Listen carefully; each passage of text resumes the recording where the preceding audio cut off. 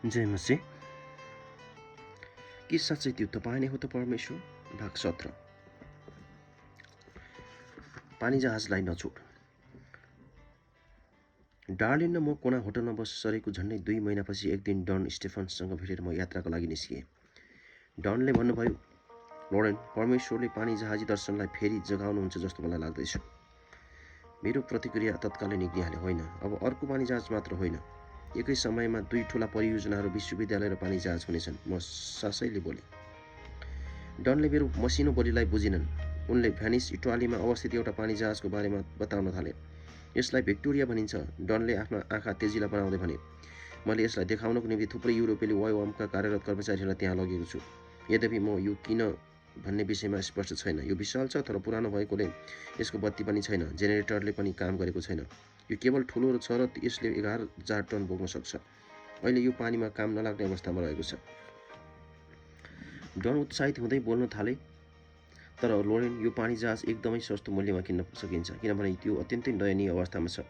यसको धेरै मर्मत सम्हार गरिनुपर्छ, तर हामी यो गर्न सक्छौँ। के तपाईँलाई यस्तो लाग्दैन र? म डराएको थिएँ, त्यसैले मैले केही पनि भनिनँ।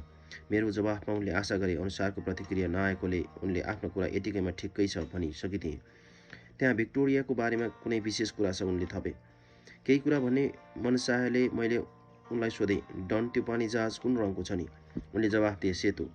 हाम्रो वार्तालापको यो भागमा आइपुग्दा पहिलो पटक मेरो हृदय अलिकति जागरुक भयो। हाम्रो क्यानेहामा भएको रातभरको प्रार्थना सभामा हामीले खाडीमा देखेको जहाज पनि सेतो नै थियो।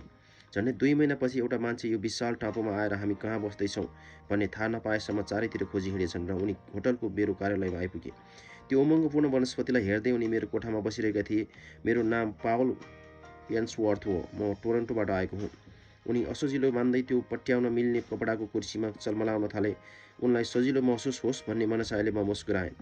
श्री यशवन्त भन्न थाले, स्पष्ट रूपमा भन्नुपर्दा महोदय, मसँग भएको एउटा अनौठो अनुभव बाहेक म यहाँ किन आएँ भन्ने कुरा वास्तवमा मलाई नै थाहा छैन, र जुन कुराले कुनै न कुनै रूपमा तपाईँलाई समावेश गर्न सक्छ।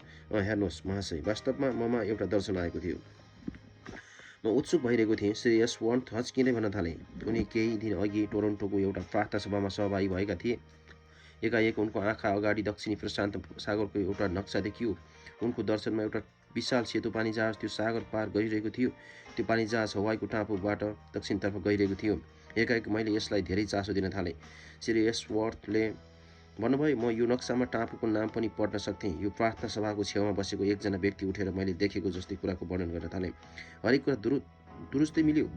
मैले त्यो आफ्नो कुर्सीको एक छेउमा मात्र बसिरहेको थिएँ। श्री एन्सवर्थले अर्को शब्दले मलाई ठुलो प्रभाव पारे। उहाँले भन्दै जानुभयो, जसरी पानी जहाज प्रशान्त महासागरबाट भएर गइरहेको थियो, त्यसरी नै एउटा जागृति आयो। हजारौँ टापुमा बसोबास गर्ने मानिसहरू येशूमा आए र पछि तिनीहरू नै सुसमाचार प्रचारक भए। तिनीहरू दक्षिण पूर्वी एसिया, भारत, चीनतर्फ गए। लाखौँ मानिसहरूले प्रभुलाई चिन्न सके। पावल एन्सवर्थले भन्नुभयो कि यो दर्शन देख्ने प्रक्रिया 2 घण्टासम्म चल्यो र उनले देखेका कति कुराहरू भने हामीमा प्रयोग हुने जस्तो देखिँदैन थियो। प्रभु, अब तपाईँ मैले नै के गरेको चाहनुहुन्छ भनी उनले परमेश्वरलाई सोधे। त्यसपछि परमप्रभुले भन्नुभयो, हवाईमा जाऊ। श्री एन्सवर्थले हवाईमा कसैलाई चिनेका थिएनन्, तर आज्ञाकारितामा उनले यात्राको योजना बनाए। उनी त्यहाँबाट हिँड्नुभन्दा पहिले एकजना मित्रले उनलाई यो व्यक्तिले तपाईँलाई सहायता गर्न सक्छ होला, ऊ हवाईमा बस्छ भनेर एउटा कागजको पानामा केही लेखेर दिएका थिए। पावल एन्सवर्थले हवाई जहाजमा यसलाई खोलेर हेरे। त्यसमा लेखेको थियो, लोरेन कनिङहाम। मैले जे कुरा सुने त्यसमा विश्वास गर्न मलाई कठिन भयो। यति बेला श्री एन्सवर्थले मेरो उहाँहरूको अध्ययन गरिरहेका थिए। उनी कुनै पनि शङ्काको लक्षण बिना नै मैले सुनेका कुरामाथि मेरो प्रतिक्रिया पर्खिरहेका थिए। मेरो आँसु खस्नै लागेको थियो, तर उठेर गएर मेरी आमाले मलाई दिनुभएको कार्ड लिएर आएँ।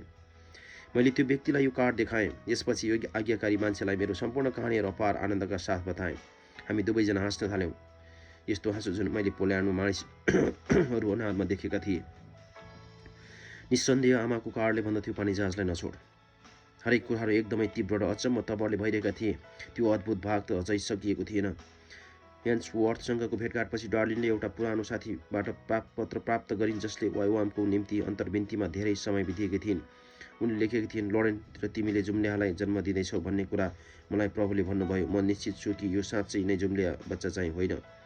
मलाई विश्वास छ ती 2 चाहिँ सेवकाईहरू हुन्। एउटा पानी जहाज हो, अर्को चाहिँ के हो म निश्चित छैन।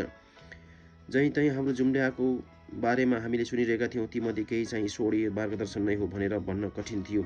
आखिर जे भए पनि यो सोच्दा रमाइलो थियो। मेरो मन त्यो हौसलापूर्ण दिनतिर गयो। केही महिना अघि मात्र जिम्मी र जेनीको 11 वर्षको वैवाहिक जीवन पश्चात एउटा परिवार भएको थियो। जब जेनीले उस्तै जुम्ल्याहा छोराहरू जन्माइन्, जब हामी सबैलाई यसले आश्चर्यचकित तुल्याएको थियो। तिनीहरू 7 मिनेटको फरकमा जन्मिएका थिए। यसले पनि परमेश्वरले हामीलाई जुम्ल्याएको बारेमा केही भन्दै हुनुहुन्छ भन्ने कुरा देखिन्थ्यो। अद्भुत बाइबलका घटनाहरू जस्तै उदेक लाग्दा ती घटनाक्रमपछि हामी भिक्टोरिया खरिद गर्नको लागि वार्ता प्रक्रिया अघि बढाउनेतिर लाग्यौँ। मेरो विचारमा यो जहाज खरिद प्रक्रिया सम्बन्धमा परमेश्वरले मलाई स्पष्ट रूपमा देखाउनै पर्ने थियो, किनभने उहाँलाई थाहा थियो कि यदि त्यसो भएन भने मैले त्यो कुरा छोड्न सक्थेँ। यति महान मिसनलाई पुरा गर्नका लागि उहाँ कसरी पैसाको छुटकारा गर्न गइरहनु भएको थियो त? डनले मसँग यस बारेमा कुरा गरेको 3 महिनापछि हामीले भिक्टोरियाका मालिकहरूसँग वार्ता गर्ने निधो गऱ्यौँ। मैले यसमा सहायता गर्न सकिनँ, तर केवल बैनाको पैसा दिनुका साथै पैसा चुक्ता गरे सहमति पत्र एक हातमा र अर्कोतर्फ हाम्रो होटलको बाथरुममा डार्लिनले भाडा माझिरहेको कुराको भिन्नतालाई सम्झेर हाँसे। मात्र डनले मलाई पानीजहाजको सम्पूर्ण रूपरेखा सहितको तस्बिर पठाए, तर मैले माउरी नामक पानीजहाजसँगको अनुभवबाट धेरै सिकेको थिएँ, त्यसैले मैले यसलाई दराजभित्र राखेँ। त्यसपछि 1 महिनाको अन्तरमा सन् 1978को अप्रिलमा डन स्टिफन्सलाई भेट्नको लागि म विनेसतर्फ घुरेँ। यो भ्रमण 2 उद्देश्यले प्रेरित थियो। 400 वाइवामका कार्यरत कर्मचारीहरू भेनिसको सडकतिर येशूको बारेमा प्रचार गरिरहेका थिए। उनीहरू सहरको बाहिरी भागमा अवस्थित शिविर मैदानमा अस्थायी पाल टाँगेर बसिरहेका थिए। तर वास्तवमा मैले भेनिसमा विशेष चासो दिइरहेको थिएँ, किनभने त्यही नै भिक्टोरिया थियो। डनले मलाई विमानस्थलबाट लैजाँदै गर्दा उनले वार्ताको प्रगति विवरण सुनाए। ती मालिकहरूले हाम्रो 1 महिना अघि पेश गरिएको प्रस्तावलाई विचार गरिरहेका थिए र उनीहरू यो कुरालाई अगाडि बढाउनको लागि सरकारबाट बेचबिखन सम्बन्धी निर्णय अनुमोदनको प्रतीक्षामा थिए। हामी अन्य गाडीहरूलाई उछिन्दै गर्दै जाँदा डनले भने ती मानिसहरूले सुरुमा हाम्रो कुरालाई गम्भीरतापूर्वक लिएनन्, साथै म उनीहरूलाई दोष लगाउन सक्दिनँ। हामी पानीजहाजको बारेमा धेरै अनभिज्ञ व्यक्तिहरू थियौँ।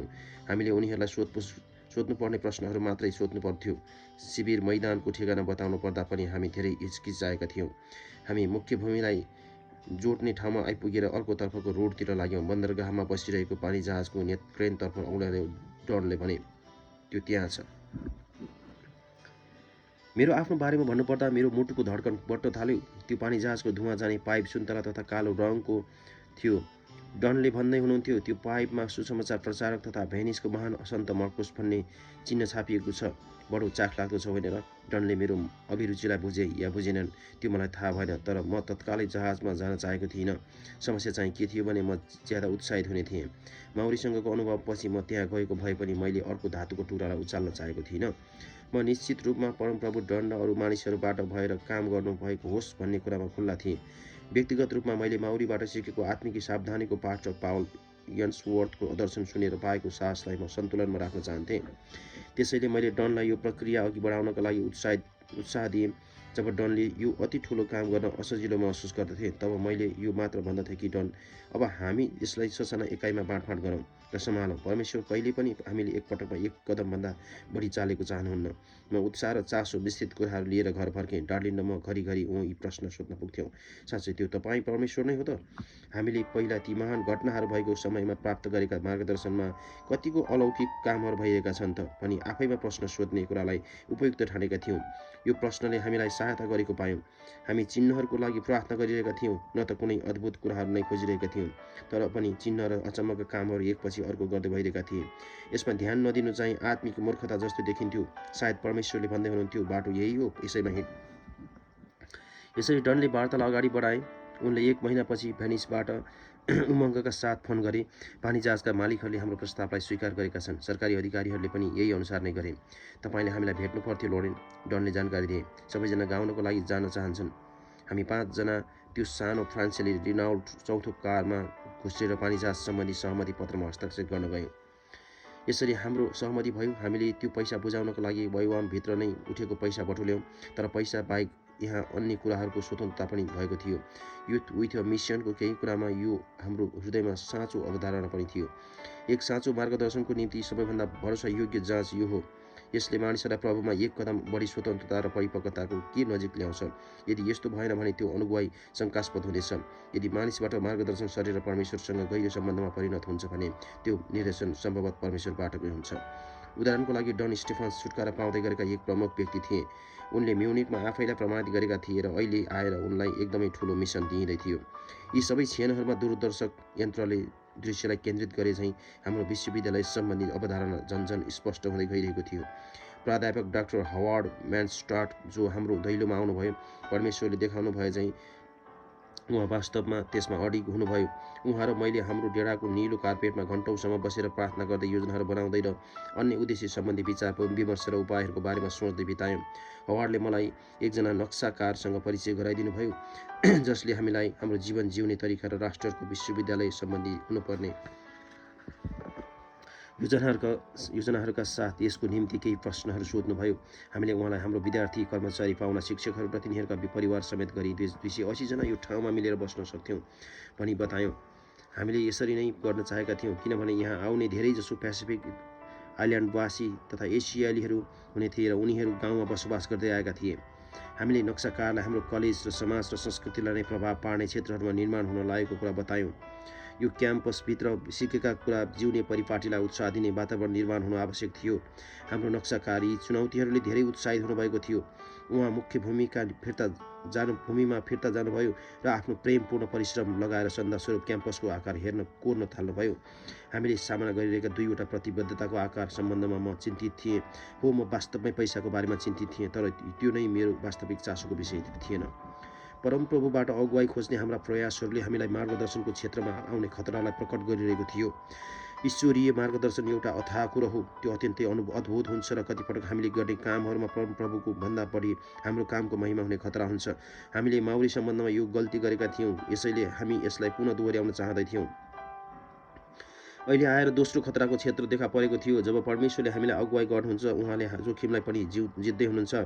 यदि हामीले गलत छनौट गऱ्यौँ भने हामी मात्र अन्त्य हुँदैनौँ, तर उहाँको महिमा लुटिरहेका हुनेछौँ। उहाँको अत्यन्तै तर्कसम्मत अभिप्रायलाई समेत लुटिरहेका हुनेछौँ। यसलाई महसुस नै नगरिकन म यो दोस्रो खतरनाक क्षेत्रतर्फ अघि बढ्ने लागेको थिएँ। म्युनिकबाट नै हामीले अन्य ठुला अन्तर्राष्ट्रिय खेलहरूमा उपस्थित हुने प्रयासहरू गरेका थियौँ। त्यो एउटा सानो संसार नै हुन्थ्यो किनभने त्यहाँ सुसमाचार बन्द गरिएका देशहरूबाट आएका मानिसहरूसित भेट्ने अवसर मिल्दथ्यो। यस्तै एउटा घटना केवल 8 हप्तापछि 1978 जुनमा 4 हप्ताभन्दा बढी समयको लागि अर्जेन्टिनामा विश्वकप फुटबल खेल हुन गइरहेको थियो। मैले त्यहाँ जाने तयारी गरेँ। परमेश्वरले म त्यहाँ भएको चाहनुहुन्छ भन्ने कुराले मलाई सन्तुष्टि दिइरहेको थियो। त्यसपछि म त्यो विश्वकपको लागि प्रस्थान गर्नुभन्दा केही समय अघि मात्र एकजना साथीले अमेरिकाको मुख्य भूमिबाट मलाई फोन गर्नुभयो। लोरेन, मैले अति राम्रो समाचार पाएको छु। मैले घर जग्गा खरिद बिक्री कम्पनीको एकजना ठुलो व्यापारीलाई भेटेको छु जसले क्रिस्चियन विश्वविद्यालयको लागि अति धेरै पैसा दिन चाहन्छन्। उनले अत्यन्तै उत्साहित हुँदै भने उनी तपाईँसँग भेट्न चाहन्छन्। उनी अहिले डेनभरमा छन्। यो ठुलो सहयोगले विद्यालयलाई हामीले सोचेभन्दा छिटो सञ्चालन गर्न सक्दछौँ। सायद म विश्वकपमा जानको लागि 1-2 दिन ढिलो हुन सक्दछ, तर अर्कोतर्फ भने म अर्जेन्टिना जाँदा त्यहाँ गएर उहाँलाई भेट्नेछु। कुराकानीलाई टुङ्ग्याउने कोसिस गर्दै मैले भने, म ब्युनिस आयर्सको लागि उठ्नुपर्नेमा यसको सट्टामा यसरी डेनभरको लागि उठेँ। केही ढिला गरी म अर्जेन्टिनामा पुगेँ। 2/3 खेलहरू सकिने लागेका थिए। मैले झुन्डसँग भेट गरेर गुमेको समय मिलान गर्नलाई बढीभन्दा बढी समय जोसका साथ उपयोग गरेँ। यो परिस्थितिलाई विचार गर्दा तथा आदरणीय र नम्र चालचलनका युवाहरूलाई हेर्दा यस्तो भान हुन्थ्यो कि यही स्कुलको फुटबल प्रतियोगितामा बालकहरू खेल मैदानमा सहभागी भएका थिए, तर तिनीहरूका बाबु भने एक महत्त्वपूर्ण बैठकको कारण खेलको क्वार्टर फाइनलमा मात्र उपस्थित भएका थिए। मेरो चिन्ता लिएर हाम्रा कर्मचारीहरूको मुहार पनि चिन्ताग्रस्त थियो। म कहाँ गएको थिएँ भन्ने बारेमा बताउँदा पनि कोही प्रभावित भएनन्। यो विश्वकपको क्षणमा हामी सबै अगुवाई भएका थियौँ। साथै कसैले यसलाई बेठिक नभने पनि अब केही गर्नुपर्छ भन्ने विचार ममा आयो। ब्युनिस आयर्समा हामी 700 जना जति एउटै घरमा बस्दै थियौँ। जब म मेरो कोठामा गएँ, राति धेरै ढिलासम्म यो अनुभवमा संलग्न मार्गदर्शनका भागहरूको बारेमा सोचेँ। परमेश्वरको हृदयमा विश्वविद्यालय सम्बन्धी दर्शन प्रिय छ भन्ने कुरा मेरो मनभित्र शङ्कै थिएनन्। हाम्रो समाजको दिमागलाई आकार दिने क्षेत्रहरूमा तालिम दिएर युवाहरूको छाललाई नयाँ मिसनको कार्यक्षेत्रमा पठाउनको निम्ति यो नै एउटा स्वच्छ उपाय थियो। तर माउरी पनि त परमेश्वरको हृदय नजिकको औजार थियो। म अझै पनि यो कुरामा विश्वास गर्दथेँ, तर पनि उहाँले यसलाई मर्न दिनुभयो किनभने यो आफैमा अपमहिमित भइरहेको थियो। परमेश्वरको बोलावटले विश्वविद्यालय सम्बन्धी कुरामा हाम्रो अभिप्रायलाई गम्भीर रूपमा सचेत गराइरहेको थियो। उहाँले मलाई अर्जेन्टिनामा जान भन्नुभएको थियो। मैले निर्देशनलाई स्पष्ट रूपमा सुनेको थिएँ, तर यसको सट्टामा मैले आफैलाई पैसाको पछि कुदाएर टुङ्ग्याएँ। सबैभन्दा पहिलो कुरा चाहिँ मार्गदर्शक सहितको सम्बन्ध नै मार्गदर्शन हुन्छ भनेर लेखिएको कार्ड यसै समयमा मैले पहिलोपल्ट मेरो घरको भित्तामा झुन्ड्याएर राम्रो हुने विचार गरेँ। मार्गदर्शनको पहिलो लक्ष्य चाहिँ हामीलाई येशूसँग नजिकको सम्बन्धमा डोर्याउनु हो। अरू सबै लक्ष्यहरू यो कुरामा आश्रित हुन्छन्। जब हामीलाई परमेश्वरले पानी जहाज अथवा विश्वविद्यालय जस्ता औजारतर्फ डोर्याउनुहुन्छ, हामी विशेष रूपमा चलाख हुनुपर्छ। वास्तवमा औजारहरू आफैमा गलत छैनन्, तर यदि औजारहरूले नै परमप्रभुको स्थान ओगटियो भने त्यो दुःखदायी दिनुहुनेछ। आमेन। परमेश्वरले यहाँलाई सबैलाई आशिष दिनुभएको होस्। हामी फेरि पनि भाग 18 मा भेटाउनेछौँ। हुन्छ, सबैलाई जय मसीह।